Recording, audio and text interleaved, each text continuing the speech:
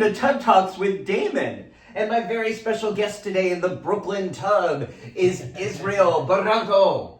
Voyaseli Scandala. Voyaseli Scandala. AKA Izzy Tantra. Izzy Tantra. Izzy Tantra. I'm so glad you're here. I'm so glad we're getting a chance to talk about the amazing and really enlightening healing work that you're engaged in here in New York City, making a huge difference during these very, very turbulent times. And I'm so grateful to you that we're going to be talking about this. Before we do, can I call you Izzy? Of course. Okay.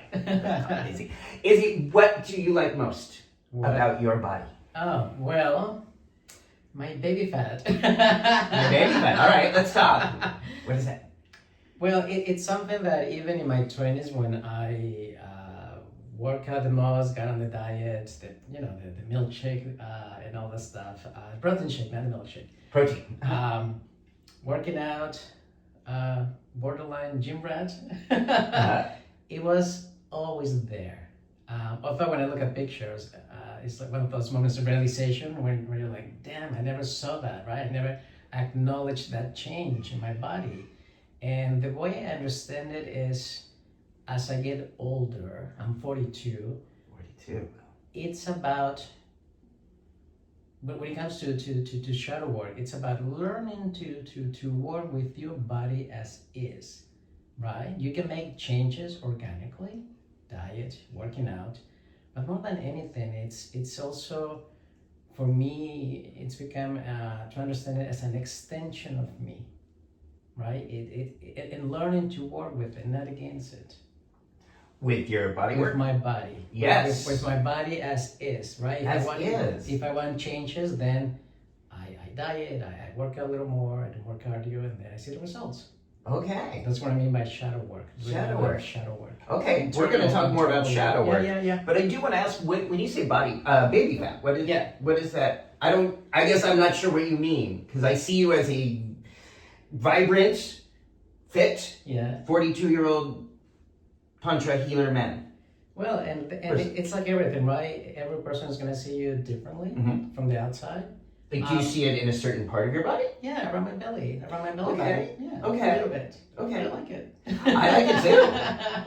I like it too. Yeah. Do you feel like there's power in your belly? Power in the baby? Good question. I think lately I do. Yeah, it's part of me. I've learned to welcome it. But there was a time you did not welcome it. I did not, especially in my teenage years, early 20s. I used to hate it, to be honest. Why? Because it just bothered me. Also, growing up, I was a little overweight, and so that was still in my subconscious, right? That I was still overweight, and like a family used to bully me in a way, right? And when I say bully me, it was their way of saying, don't eat too much, or get on a diet. But how do you tell a child to get on a diet when at the time I wasn't even aware I was somehow in a body, right? And I didn't know what overweight meant or what fat meant, right? I was just told to not eat too much, which it's speaking of circling about shadow work.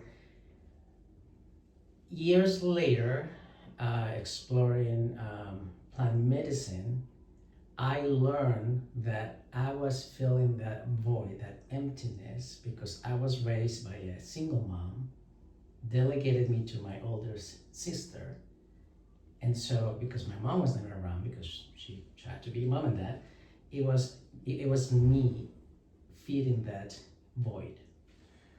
Where did you grow up? In Mexico. Yeah, okay. half of it in Mexico, and then most of my life here in the US. How much older was your sister?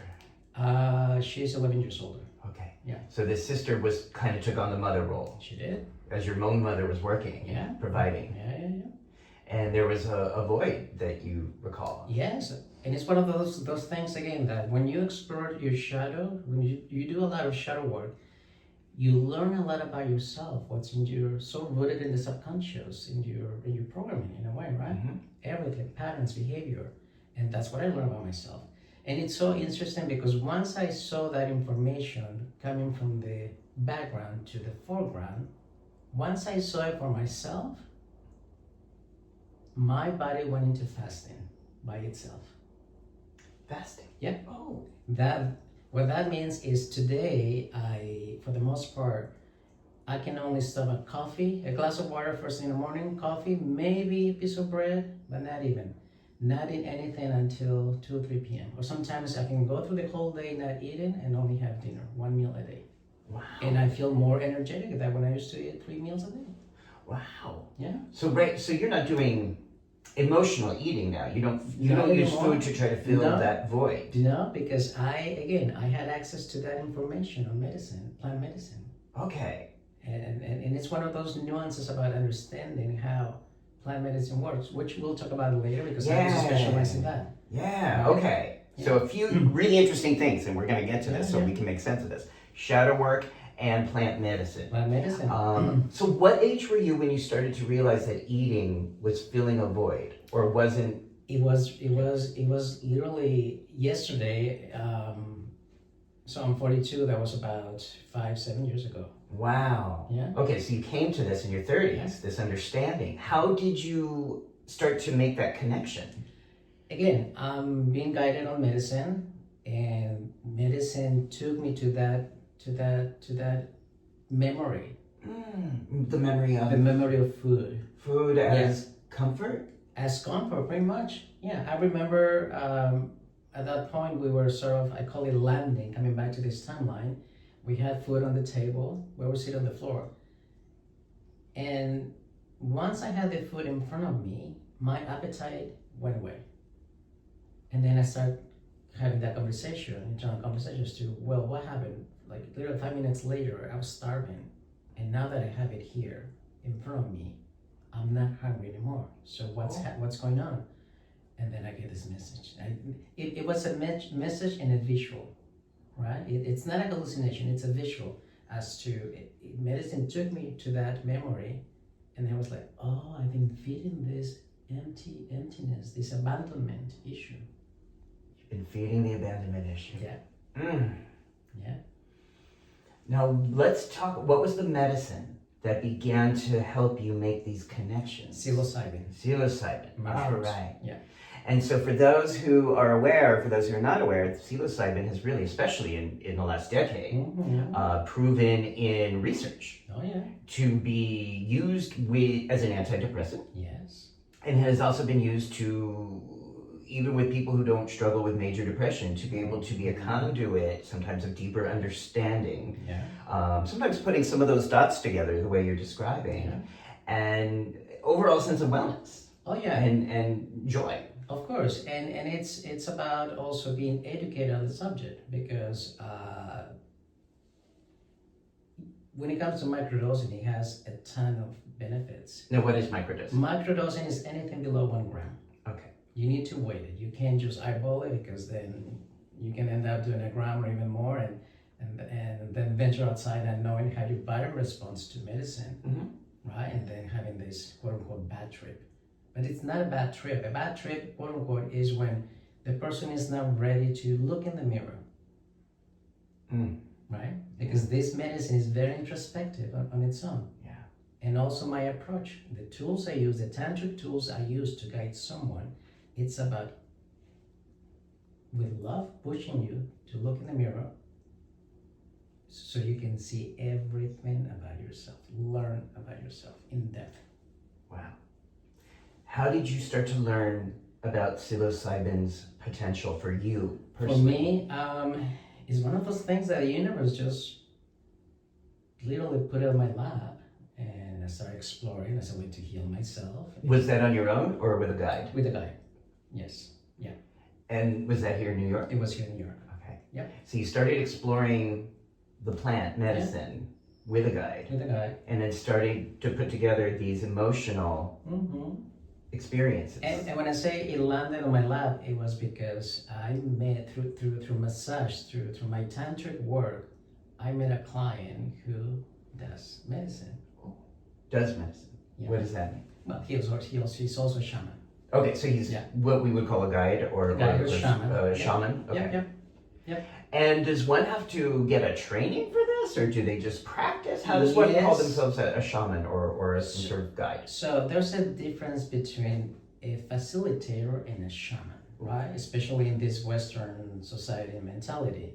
A facilitator is going to provide guides, sort of like, think of it as going to your therapist, psychologist, right? Taking medicine and be guided. The shaman experience is I take the medicine, because think of me as traveling to the jungle in South America looking for that medicine man. It's usually ayahuasca, right? And I'm here. That's me. I'm a shaman. And when I say a shaman, it's through a very spiritual lens, understanding that when it chooses you, it teaches you. I did have the foundation, right? But it's, again, you have to be very spiritual to understand that entity, spirit, God, whatever you want to call it, universe, it chooses the person and it teaches the person at the same time. Meaning, we call it all these downloads of information. All my protocol is from source. Do this, do that, apply these tools, intake form, guiding, everything. So as a shaman, you're being guided by source. Yes. And you are in the experience. You're also taking part in the medicine with the person you're guiding. Yes, and also to understand channeling is I, the shaman, my body becomes a vessel of embodiment of this energy frequency, right? And there's also, this is very important, because even shamans who haven't done their own shadow work, clearing their own energy field, they do invite entities in ceremony. But there's also a big separation when, and I'm not perfect, as a practice, I'm not perfect, but having done a lot of shadow work, cleaning my temple energetically, my energy field, is when the entity goes inside my body and then I channel. Right? Because an entity is not going to go inside someone's energy field that is not closest to purity. And that's what I say, I'm not perfect. Right? I don't want anyone to understand, to translate what I'm saying into I'm perfect. I'm not. Have I done a lot of shadow work, a lot of clearing? Yes, and that makes the difference. So source has to be able to enter. Purity was kind of a weird, you threw me off there. But someone who is open. Someone who's open, someone who, let's say, another way to understand it is someone who has a good handle on their ego. Ego meaning? Ego, your ego, like there's, again, think of it as the yin and yang, ego and spirit. In my case, I'm more spirit-centered. Therefore, it's easier to channel. Because it's like on demand, literally. Right. So spirit can move through you because you're open, and part of being open is looking at ego. Yes. At the maybe the pain or even the traumas that affect our psyche. Of and course. our energy. And again, it all circles back to shadow work, internal, a lot of internal work in order to clear, to heal, more than anything, to heal, right? And as you heal energetically, is you start moving forward, you start seeing changes in your life. That is enlightenment. And enlightenment is personal, right? It's what resonates, in this case, with me, what helps me heal from the inside out. No more external, no more, which is what I call ego center. No more external. I've never been on antidepressants, and it's on a case by case. I respect it. For me, it's always been that internal voice saying, do it from the inside out. And it took me up until my late 30s to really dive into that area. And it works. It worked for me. Wow. So this was guided, the shadow work was guided with a shaman or a facilitator? Shaman. Okay, so you were guided by a shaman who's helping or using plant psilocybin to help clear this up, to help do the shadow work. Yeah, feel free to move around. And also, what's really interesting is that I was simply seeking a way to heal myself from family and everything, and then not even thinking, not even idealizing, not even planning to becoming a shaman. And there were two messages that took me there. The first one was, you have the wisdom to be of service. And the second message, months later, was, we give you permission to work with our medicine, so go ahead. That's when I say it's up to higher power to choose you. So for me, I translated it as a rite of passage. That higher power chose you. Yeah.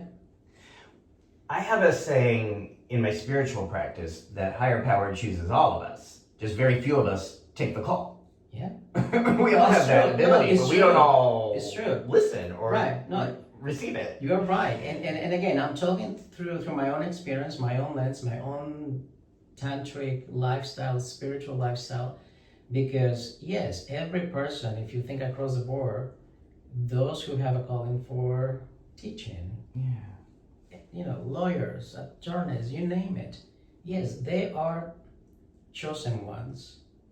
Now, what really makes the difference is not being enlightened, not being awakened. And when I say such words, it's about the third eye, where once they reach those goals, once they arrive at that position to make a difference, because they're not awakened, they forget their mission. So that is the big difference, the big separation. Yeah.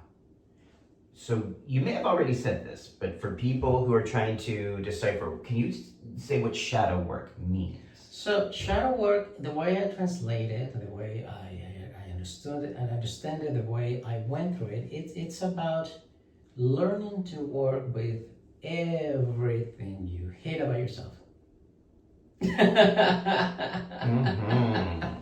Everything you hate about everything you hate about yourself. It's about that's a long list for a lot of folks. It is. I mean, it was a huge list for me. I was surprised.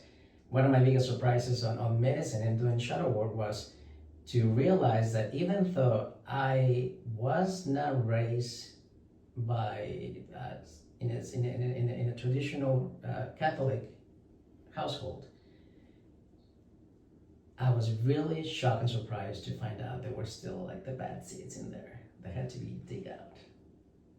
A lot of information, mostly about, in my case, shame. There was some shame about still being gay, and also bottoming. That was huge. That was a huge discovery. Right? What was that discovery? Well, that there was, I was ashamed to say I like to bottom. I was ashamed to say I like dick. I was ashamed to admit it, to acknowledge to myself that I like to bottom. And that was kind of derivative of the Catholic dogma? Yeah. Of that men should not be. Yeah. And also again, and this is again like diving into the subconscious. Shadow work is you're diving, you're digging, right? You're clearing, you're removing roots that don't serve you well, information that doesn't help you move forward, right? And what else did I learn? So shame. Oh, and also part of my ego before, like when I was living this ego-centered facade, is I was always perceived as a top, right?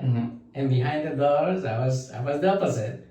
So today, by learning those elements, those areas about myself, today I don't give a shit what people think if I'm a big bottom. I own it. I've learned to own it. I've learned to welcome it. Welcome that feminine energy in me that most gay men deny themselves of, right? Because of the facade. Yeah. Because how they were raised, what they were told growing up as children. Don't act. Don't be a sissy boy. Don't be too gay. It's okay. We welcome you, but just don't tell anyone. All of those words, keywords, create a lot of shame, a lot of negative psychology in the individual. Yes, that receptive penetration Yeah. is not strong, it's not masculine, Yeah. is wrong, it's humiliating, it's sinful. Yeah. All those notions, Yeah. right, that we receive as men. Yeah. And I grew up in a pretty liberal area, but even, I incorporated some of that.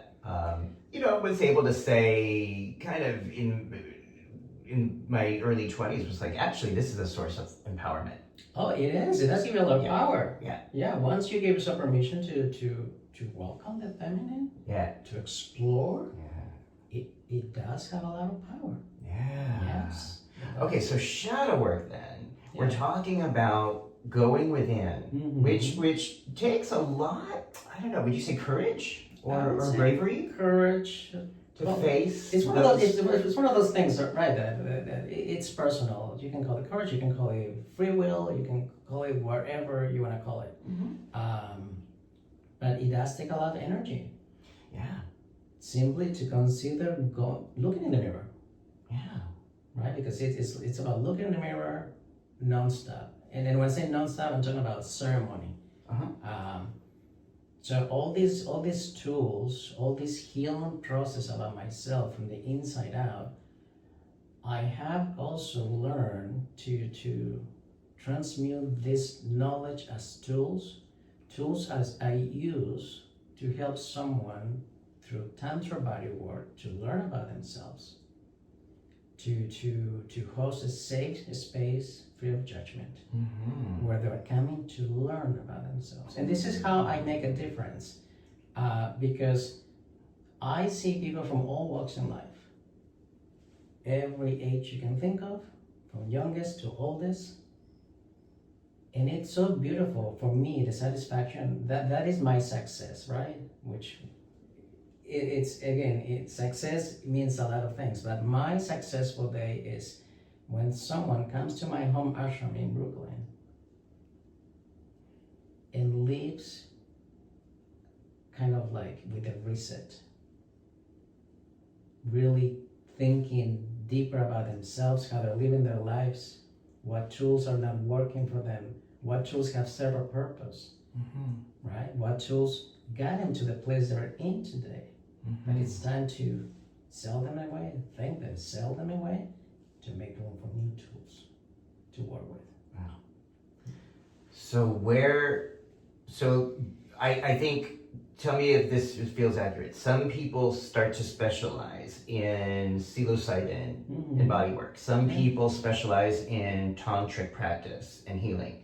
I think you're one of the few people who knows how to integrate these two fields, sort of expand in these two areas in a way that really expands the body and the mind and the spirit from the ashram in Brooklyn, which I've seen, by the way, and it's beautiful, so if you get a chance.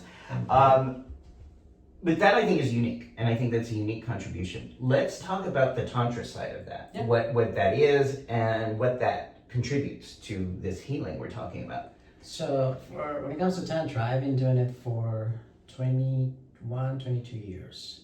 It was something that, again, the universe just dropped it in my lap. And my friend, I had a friend at the time, we're still friends, we're just a little distant.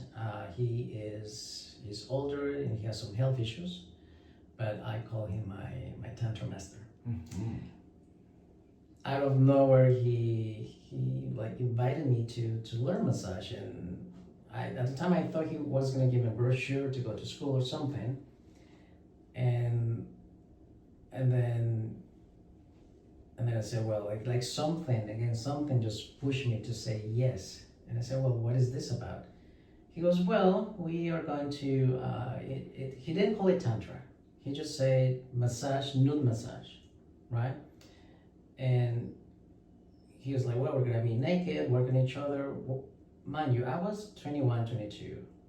I was barely sexually active when I heard the word naked, nudity. And this is something we see in Tantra, how we translate what we hear, what we're exposed to. So the red flags were raised. Because I thought he wanted to have sex with me. That's why I translated his words into. And once I got agreed to give it a try, then he He was actually, I'm dating a younger guy, so the two of us get together and practice on each other. And there I went again, translating his words into, I'm like, in my head I was like, fuck, did I just agree to a threesome without knowing the other person?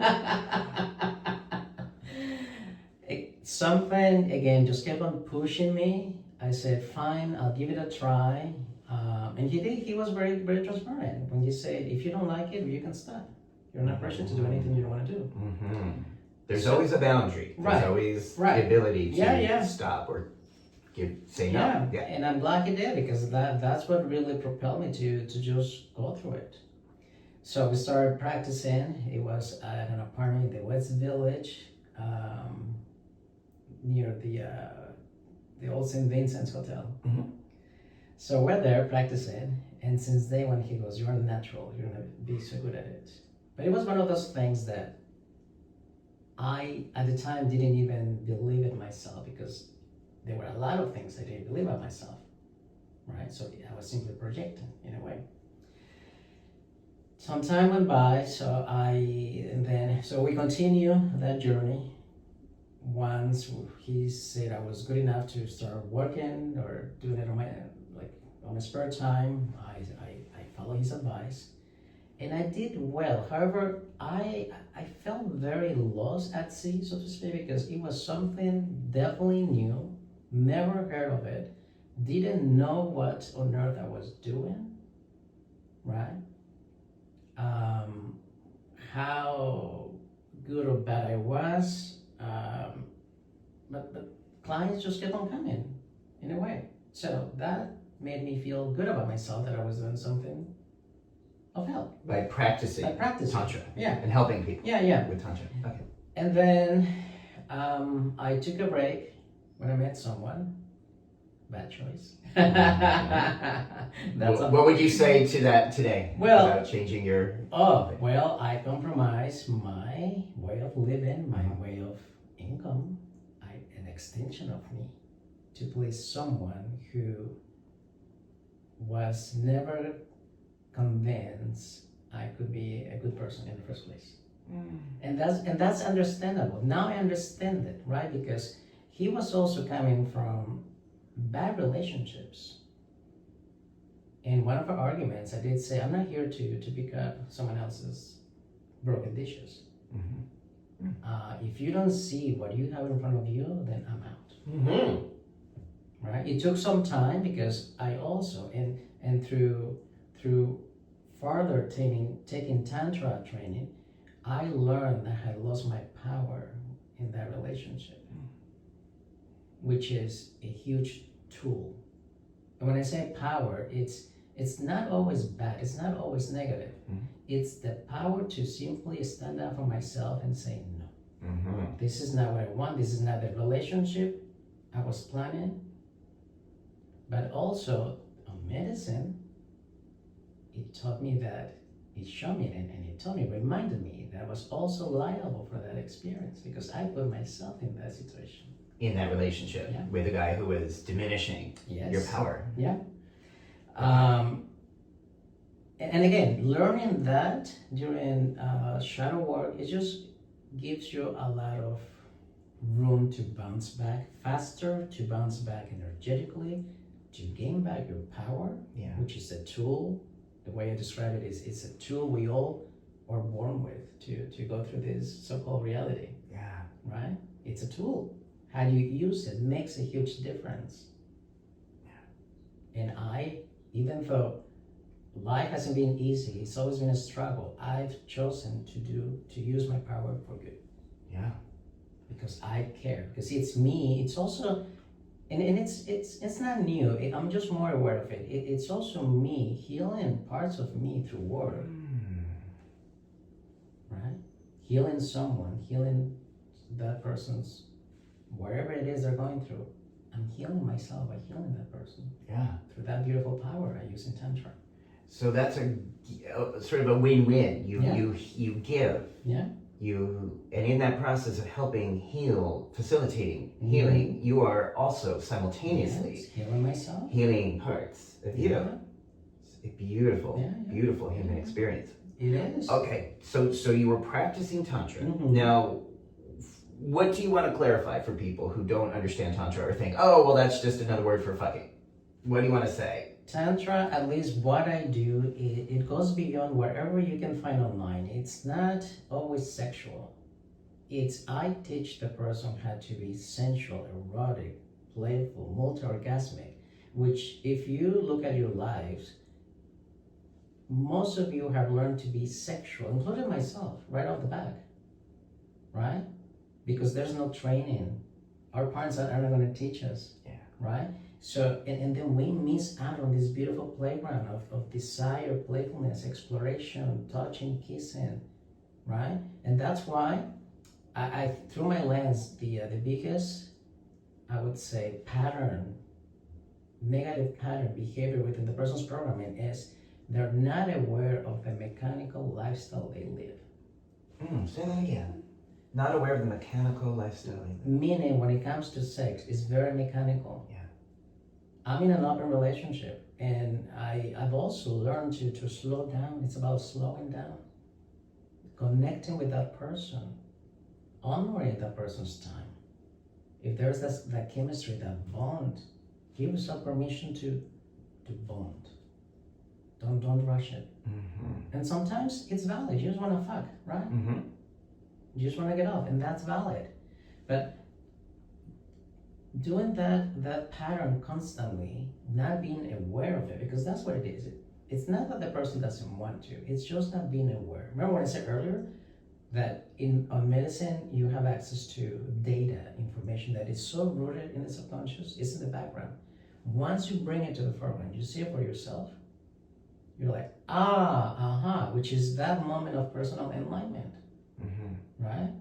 And that's what I mean by just not being aware. And it's valid. So that's what I do organically, help them.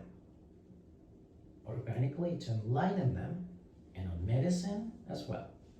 And this is how I combine Tantra, because I use Tantra tools. There are tools. I separate it as a healthy boundary. It's not sexual. I welcome nudity with the understanding that do not take it as an advantage to make a move on me, because it will interfere with the healing. And also, especially with the queer community. And I'm gay, I'm a nudist. I don't have any, I would say, hang-ups or kind of like that, whatever any other intention. And Tantra is a nudist practice, so I'm nude around the clock. Right? But for someone who's never explored nudism, they default into that sexual pattern. Right? Right. And I with love, drag them back and teach them everything they have missed out. Yeah. Beautiful. And as a result of that, what do people get? What's the gain? Well, What it's takeaway? Well, I prefer to host at my place because it's taken some time, but finally I have built a beautiful sacred space where people are not judged. Yeah. It's very welcoming. And when I say I prefer, it's because it's just me having control over things. Yeah. Yeah. So it can be enhanced when this is at your ashram in Brooklyn, which again, very, very beautiful space. But then you have a lot of control over a lot of environmental factors, which can be more challenging if you're walking into somebody else's space. Yeah. But you do that sometimes. Yeah. You do that as well. Of course. Okay. Of course, I do. Yeah. Not sure if I answered your question. Yeah. So as a result, then of integrating these beautiful healing, sacred tantric practices with medicine and shadow work, what do people get from that?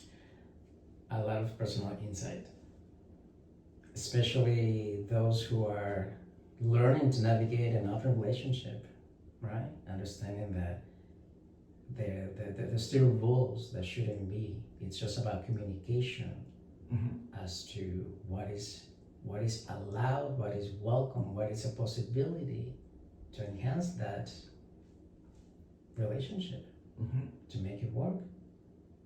And through my own experience, I've learned it's my husband and I have found our own formula by learning to communicate. It's not about reading a book and following that guideline. That in a way it helps, it gives you a blueprint. But what's really gonna work in an open relationship is looking at your partner and saying, I don't like this rule, I want flexibility. Because for me is and these are the conversations I've had with my husband is why do we have these rules in an open relationship that's supposed to be providing us freedom? And one example is now we have the understanding that we individually, he can have a play date at home and so can I. Mm-hmm. Right? And it works. Wow. Yeah. So as you're doing this work, as you mentioned, Mm-hmm. you have a husband at home. Yes. And there's that negotiating, Yes. communicating about what that means. Does he ever get jealous? It was, I would say at the beginning, Uh-huh. yeah, because I also understand that every time you make changes, you're moving out of your comfort zone. Mm. So yes, there's a little discomfort. There's like that Yeah. itch, like those emotions, those feelings, because we're humans, right? Right. We have emotions and Right. feelings. But once you process, it's also about, in a way, it's a minor breakthrough. A breakthrough is when you give yourself permission to feel those emotions and not suppress them and say, I'm not gonna, cry for this. Doesn't matter. If he wants to do whatever he wants, then I'll do the same. Yeah. That response, that mentality backfires over time. So give yourself permission to have a breakthrough, give it a good cry, and you're gonna see how it goes away. Yeah. Right? That energy, it's all energetic. Right? That energy will go away. So yeah, even it's like, as a parenthesis, I speak from experience, right? Wherever I don't know, then I say, I don't know, period. But I went through the emotions when he would tell me he was having someone. I was like, simmering inside, but then also having that internal conversation as to, okay, we agreed to this, we're exploring something new. And I also push for it because him and I have always lived with roommates. And this is the first time we have an apartment at home to ourselves. And that was my point. I said, yes, let's do this because we've never had the opportunity in our single days to have the freedom to have someone over without asking for permission. Mm. Wow. And that, again, that has given us a lot of power as a positive and freedom. Yeah. So meeting the fear with calm, perhaps with light. Yeah. Right? That's Yeah. key. Because any change Yeah. in a relationship or in life is often going to be reacted to with, something dangerous, something bad's going to happen. Right. And if we just react to that all the time, that can make life and relationships, of course, very difficult. But again, I'll circle back to the key here. It's communication, and it's about reinforcing. In my case, I got to reinforce my husband the fact that I was not looking for a replacement. Mm-hmm. I was not looking a transition from one relationship to another. Mm-hmm. Right? So by me saying those words, taking the initiative of reminding him that simply it was about having more freedom, it just cleared away any insecurity. Wow. It took time. It can. Of course. And that's important for people to know. This it is takes not time. This sometimes can take time. Yeah. And to be patient with partners who might be struggling with change or doing their own shadow work. Because I think when we do our own shadow work, we sometimes become more familiar and open to change. Yeah. Another tool I've turned it into a tool from my experience is when it comes to being with someone, first you go, everything's a face, right? Beautiful face. You meet the first time, it's all smiles, perfection, beautiful facade. Uh-huh. And then you start getting to know the person, seeing their flaws, and that's when the people start getting turned off, disappointed, right? Because it has to do with the programming, the ideal relationship, the Disney narrative, right? The billboard, right? And but when you learn to welcome, to see what you have in front of you, the value of the person, welcome their good, bad, ugly, and shady behavior sometimes, and separate. In this case, I had to learn to separate my husband, whatever ideal I had, expectation, to I'm trying not to say his name, to my husband as the human being, as the person who has dreams, wants, desires, goals. And when I did that, it just changed my whole perspective and understanding him as a person. Right. And I think, would you say that that comes from knowing your own power? That you have the ability to hold space with him, even if he's not being the person you exactly want him to be, or even if he's acting or reacting in a different way than you would want. But when you know your own power, you know your own center, there's less tendency to want to control or shape other people's reactions. Exactly. And one time he did say, "You're trying to control me, change me." I said, "No, I want you." I did say, because we were arguing, I said, "I want you to work with me, not against me." Right? That beautiful, brilliant. Because it's a partnership. Yeah. It's a collaboration. Yeah. It's teamwork.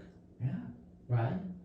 And so it's taken a lot of work. It's taken a lot of trial and errors in our relationship. But how long have you been married? I was gonna go there. It's been as of today, 11 years. Beautiful. And we met through Grindr, just so you know. We're the Grindr love story. All right. What would you say to people who have been married for 11 years but feeling lack of erotic intimacy in their relationship? Like, they may have a lot of good communication and familiarity and loyalty and love, but don't have that erotic touch. What do you say? Bring down your protective wall and invite your partner into your shadow. Ooh. Bring down your protective wall. Invite your partner into your shadow. What does that mean? Well, what does it mean to you? That if someone is disconnected from their erotic power with their primary partner, their husband, are you saying like that might be a form of protection? Or they may not realize they're putting up a wall. It's one of those cases that I think it's on a case by case, right? For you, that's how it translated. That's how it resonated. In this case, we're talking about intimacy. Intimacy can mean a lot of things. This is very intimate, and this is beautiful, right? Non-sexual. But it's about inviting your partner into an area you yourself are avoiding. You're neglecting. You don't like about yourself. That imperfection, that flaw about yourself. So how about when people are married and they live together? Sometimes they might have kids or pets, and they just don't feel the spark sexually anymore. Would you say that that's where shadow work comes in, or is there something? Yeah. Do you ever work with couples? I'm open to it. Okay. Transparency? No. Okay. Do you offer it? Yeah. Okay. Yeah. But this work with you can help them open back up to the energy with a primary partner, with a husband. Yes. And actually, I need to correct myself. Indirectly, I do work with couples because I have plenty of clients who are partner, right? They come to me for healing. They come to me for guidance, whether it's organic or medicine. And then when they come back, they share beautiful stories about new changes, new perspectives. With their partners. Okay. Okay, so the thing we're talking about, one of the benefits or potential benefits of this work we're talking about, greater communication and connection with your partners, perhaps. As you said, sometimes with an immediate connection, there can be a lot of the hormones and new relationship energy. Yeah. But to keep that electricity there with an established human being over years, over decades, that's where it can be harder work. And that's where I think what you're saying is that if we are totally connecting into our breath, into our body, Tantra is often a way to tap into that power, and often the medicine will help guide you to remove the blockages. Blockages, call it blockage, call it the veil, right? The veil. Being able to see through. Yeah. Again, remember what I said earlier, to see what you have in front of you, how you can work with it, that person, and not against it all the time. Wow. See? It's because it's about, again, bringing down the protective wall, the facade. I call it the facade, the ego. And often do you find that people build facades and egos with someone who they've been with over a long period of time? Yes, because in a way, and it's something I also see a lot, like it's, I don't know how you want to translate this. It's whether a skill, a sense, where when I did a lot of my personal shadow work, my closest, I would say, sort of information was to look within my family, right, and see all the patterns, behavior that keeps on going, generation after generation. Really dysfunctional families. And it's so beautiful where intentionally I was able to break away from that link. I broke that link I was born into. I'm not saying I'm turning away from my family, I'm turning my back on my family. I'm not saying I don't acknowledge my family. I'm not saying anything negative.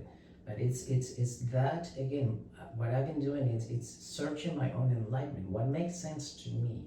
What moves me from the inside out? What resonates with me? And when I say me, it's also my spirit. I live a more spiritual center lifestyle.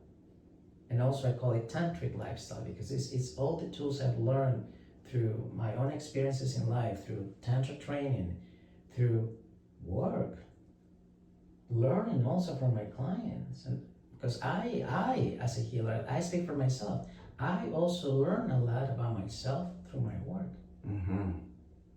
Right? Because I'm connected, I'm not separated. Because I welcome that tantric lifestyle. I've made an extension of me. I put it within my shadow. Say that, an extension of you. An extension of me. What I'm also saying is I went through the process in the early years of me doing Tantra of being ashamed, embarrassed to tell people what I did. Because Tantra has been stigmatized. Even when I told my sister, she thought I was an escort. And I said, I don't have anything against escorting. I wish I had the balls to do it. Or the body. Now I'm fishing for a compliment. and I said, but since you bring it up, I'm gonna lecture you and educate you, and I did. And on the difference. On the difference of Tantra, what it is, what's not. And I gave her a very good lesson that she stopped talking to me for some time. Yeah.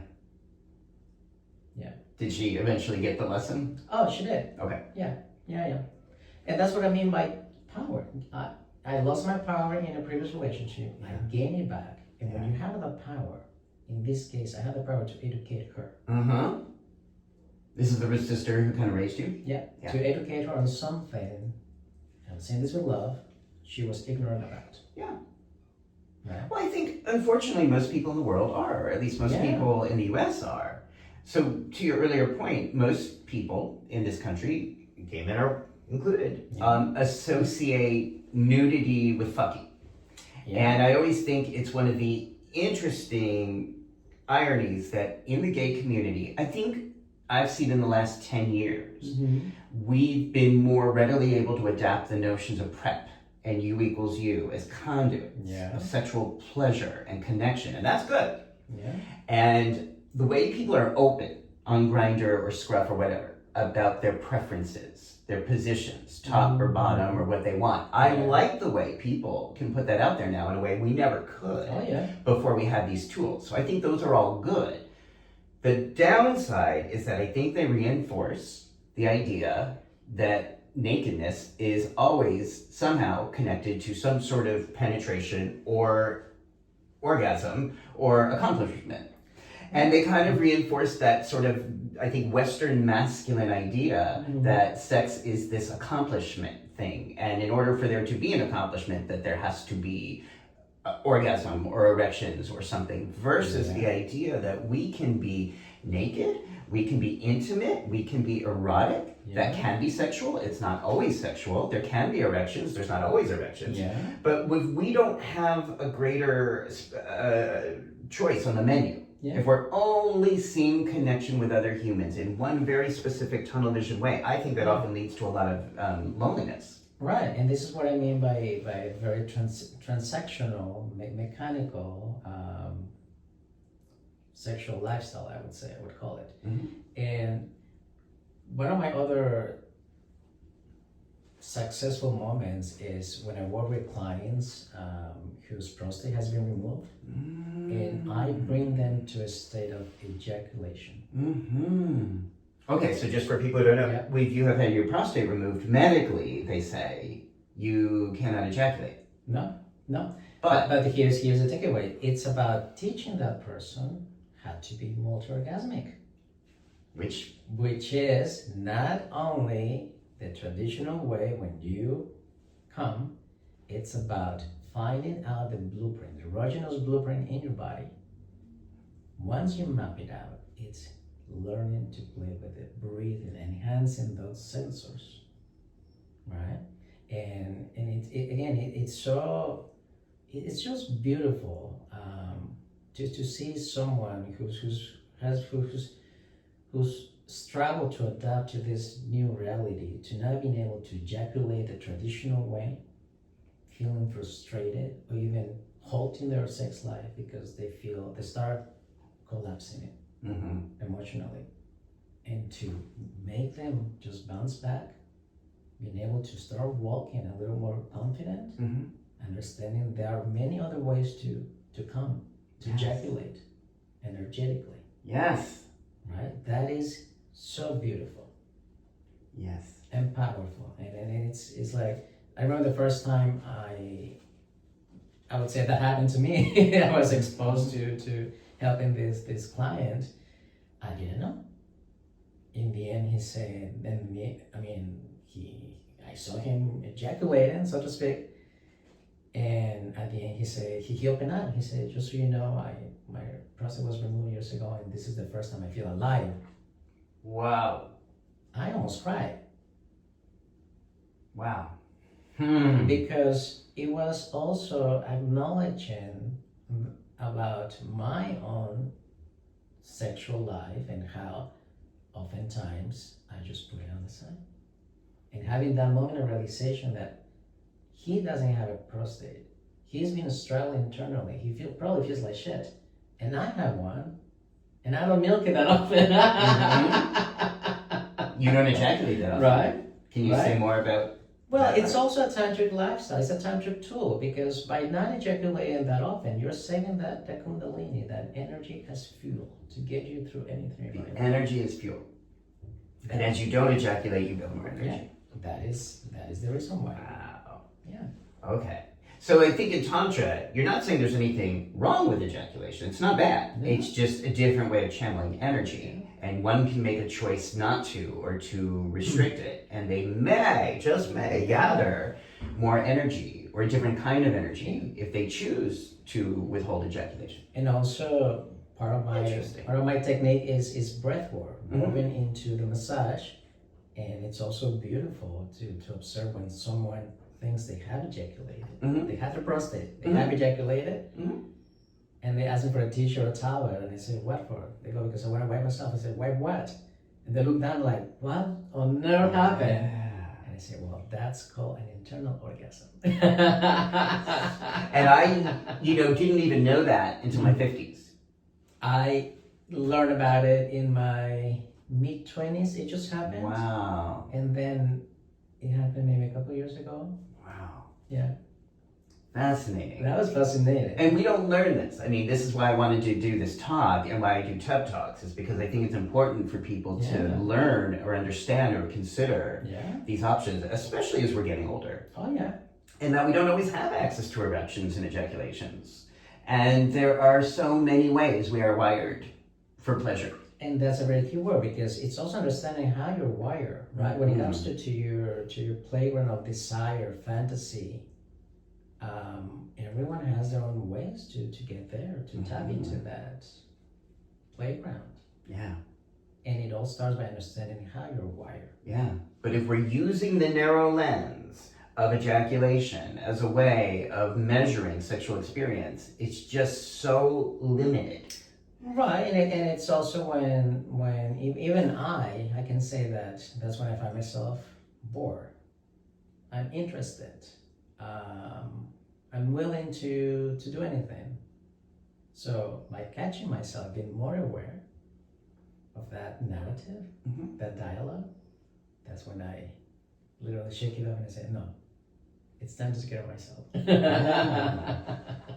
This is beautiful. And I'm sure people are going to have questions about this. If people have questions for you, we're going to have your website linked down below. Yes. If people want to ask you questions or talk about your work more, they're welcome to reach out to my website. I do offer, you'll see the menu there, my offerings. So for those in New York City, this is an incredible resource. Israel is incredible. These ideas, you may have questions. And how about virtually? If people are not in the New York City area. Oh, of course, yeah. So you can work with people virtual or over the phone, depending on your comfort level. Okay. So in today's world, I was just at a big rally yesterday, and I know a lot of people are struggling, a lot of people are hurting, a lot of people, if we're sensitive to other people, we're feeling a lot of pain right now. How do you see this work and this process helping those of us that are being deeply impacted politically and psychologically by current events? Yeah. Well, I mean, it's one of those cases where you really have to consider taking care of yourself first. Because once you take care of yourself, your psyche, your mental health, then you can take care of others. Yeah. It just makes it easier. Right? Yeah. So that's, again, another benefit, right, of doing this work, is that if we are keeping our body, mind, and spirit well, healed, then in my experience anyway, sometimes I get criticized by activists. Let me just say. But I've been doing this for 30 years. Don't say names. I'm not going to say them, because they know who they are. They would never get in this tub, so. Yeah. But they would say, well, that's really selfish, and you can't do this, and all that, sex, erotic, tantra stuff. Well, they say the same thing about therapy at this point. Like, you should be out there, jumping in the streets every single day to save the world. And you can't do both at the same time. What would you say? No, I mean, I will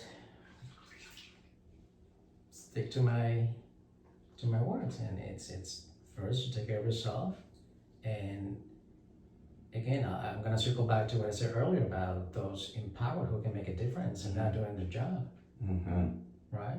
So it's a collaboration, right? How can we do something if those empowered, those who made key decision makers are not doing not even a percentage of what they're supposed to do, and through, again, a very spiritual lens,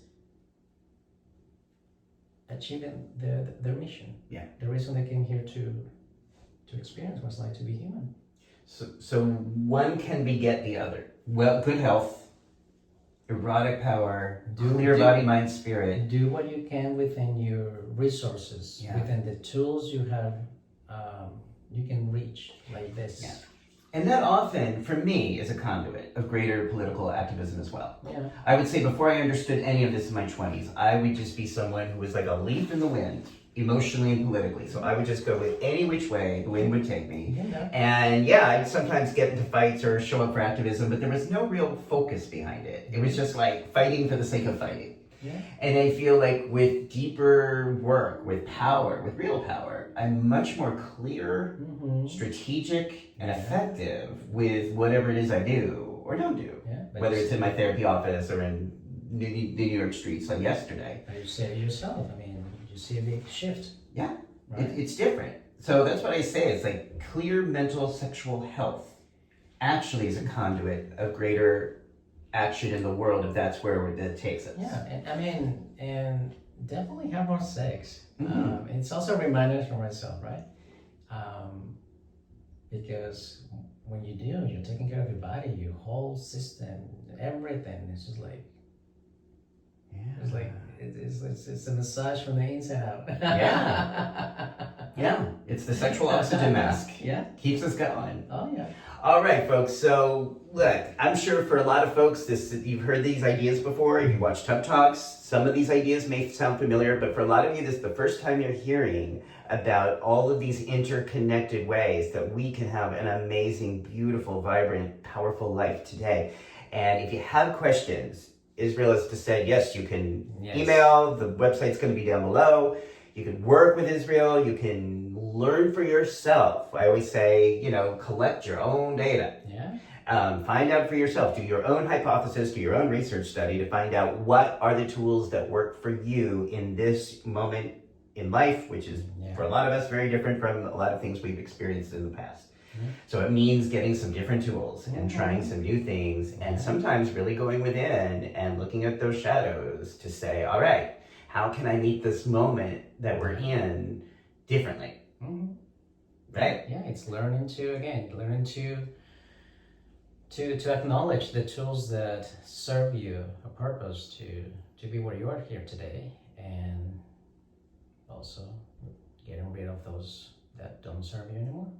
The rusty ones. So beautiful. It's like going to Home Depot and buying new tools. Beautiful. All right, everybody. So the website's down below. Have a good day. If you like this interview, share it with someone you like. If you don't like this interview, share it with someone you don't like. And either way, everyone is welcome. Take good care of yourself. Bye, everybody. Bye.